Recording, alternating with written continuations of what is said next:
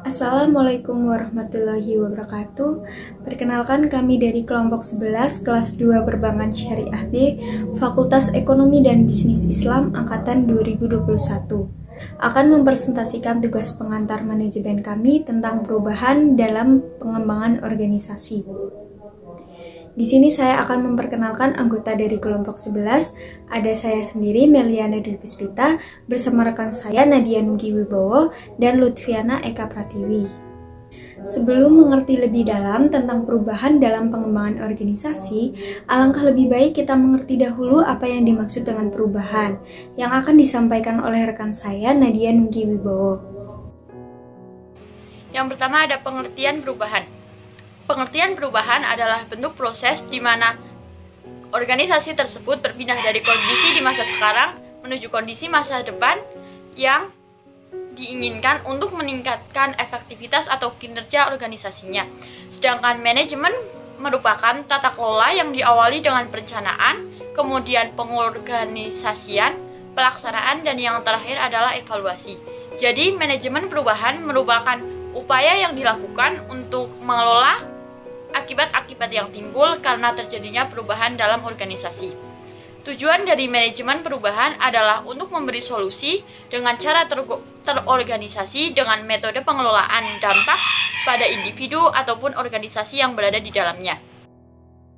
Menurut Lewin, perubahan adalah suatu upaya memodifikasi suatu penghambat di dalam organisasi agar sistem berjalan stabil. Biasanya, kendalanya terjadi karena adanya keinginan untuk mempertahankan kondisi di saat ini atau ketidakmampuan menerima perubahan.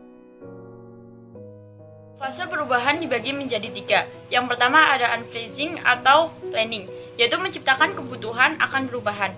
Yang kedua ada semua bentuk resistensi terhadap perubahan dikurangi dan kebutuhan akan perubahan dikembangkan. Kedua ada moving atau action, yaitu mengubah orang-orang dan melibatkan pengembangan perilaku, nilai, dan sikap melalui perubahan dalam struktur dan proses organisasi.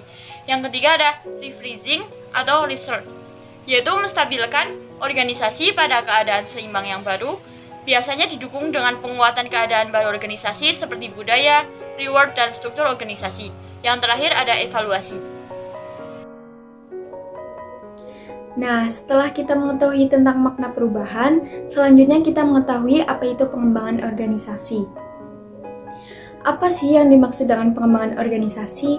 Yang pertama ada dari Stephan P. Robbins yang mengatakan bahwa pengembangan organisasi adalah kumpulan perubahan terencana yang dibangun dari nilai demokrasi kemanusiaan yang bertujuan untuk meningkatkan keefektifan organisasi dan kesejahteraan karyawan. Lalu perubahan yang dimaksud, apakah organisasi itu bisa berubah atau terjadi perubahan?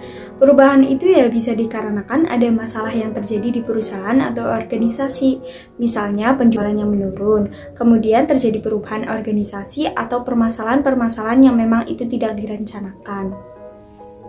Kemanusiaan yang dimaksud adalah adanya kelibatan dengan berbagai pihak. Tentunya semuanya bertujuan untuk meningkatkan keefektifan organisasi dan kesejahteraan karyawan. Organisasi yang sukses atau dapat dikatakan efektif biasanya muncul dilihat dari sisi finansialnya, kemudian dilihat juga dari sisi produktivitasnya. Nah, yang kedua nih ada dari Cummings and Worley. Pengembangan organisasi atau organization development adalah sebagai aplikasi sistem dan transfer ilmu perilaku untuk pengembangan yang direncanakan, improvement, dan penguatan strategi, struktur, dan proses yang mengarah pada efektivitas organisasi. Baik, di sini saya akan memaparkan materi selanjutnya yaitu Organization Development. Menurut Worley dan Fairley dalam Cummings and Worley 2009, untuk disebutkan sebagai proses yang disebut pengembangan organisasi atau OD, ada 3 hal yang harus diperhatikan, yaitu fokus pada hasil dalam perubahan di berbagai aspek sistem organisasi. Yang kedua, harus ada pembelajaran atau pertukaran pengetahuan atau keterampilan. Yang ketiga, harus ada bukti dari peningkatan berdasarkan niat yang dijalankan dalam mengembangkan keefektivitasan dari sistem organisasi. Selanjutnya, proses perubahan dan pengembangan organisasi.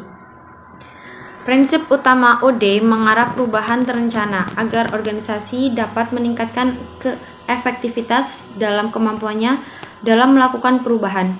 Konsep perubahan terencana menyiratkan bahwa perorganisasi berada dalam tingkatan keadaan yang berbeda-beda dan perpindahan terencana dapat terjadi dari satu keadaan menuju keadaan lainnya. Selanjutnya, faktor pengembangan organisasi. Yang pertama, faktor internal meliputi kekuatan yang muncul dari dalam organisasi, misal sumber daya manusia, perilaku, keputusan manajer. Faktor eksternal berupa kekuatan dari luar organisasi, misal lingkungan, perkembangan teknologi, perubahan sosial, dan politik. Yang ketiga, kesadaran akan pentingnya komunikasi terbuka dalam organisasi. Yang keempat, kekhawatiran anggota perubahan.